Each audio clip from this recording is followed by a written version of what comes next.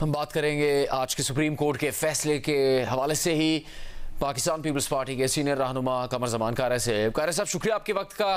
तहरीक इंसाफ से बल्ले का इंतखाबी निशान वापस लिया गया है, आप क्या समझते हैं, ठीक है ये फैसला? ऐसी सूरत में जब बैरिस्टर गौहर तहरीक इंसाफ के रहनुमा खुद ये कह रहे हैं कि अदालत का फैसला बदनीयती पर मबनी नहीं है, टेक्निकल बुनियादों पर दिया गया है फैसला। ये बात दुरुस्त है।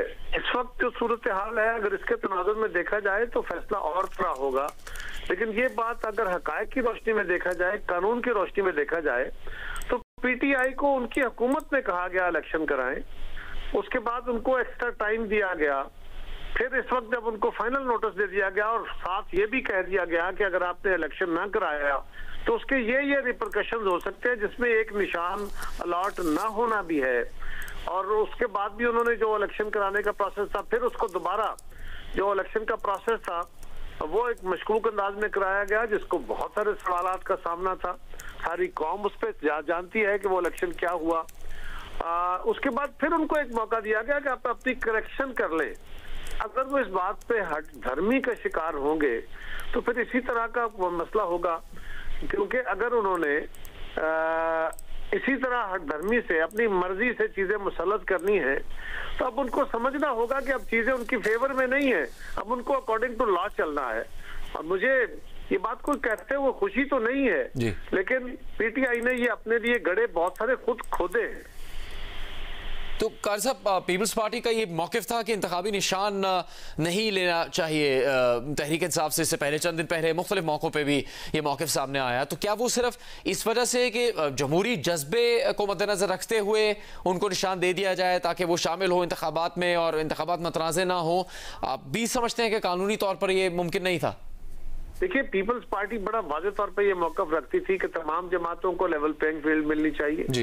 लेकिन पीपल्स पार्टी साथ ही ये भी मौक़िफ़ रखती थी और रखती है कि वो लोग जो किसी कानून के तहत कानून को मतलूब है, किसी केस में मतलूब है, उनके खिलाफ उनका ट्रायल होना चाहिए और बाकी लोगों को बिल्कुल उनके साथ फेयर ट्रायल होना चाहिए।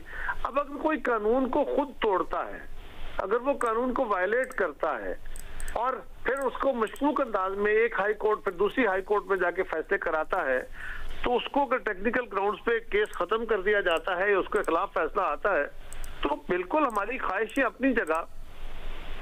हम तो ये समझते हैं कि ये तासर कि किसी एक जमात को ताकतवर तबकात रोक रहे हैं, ये तासर इलेक्शन के अमल को खराब करता है।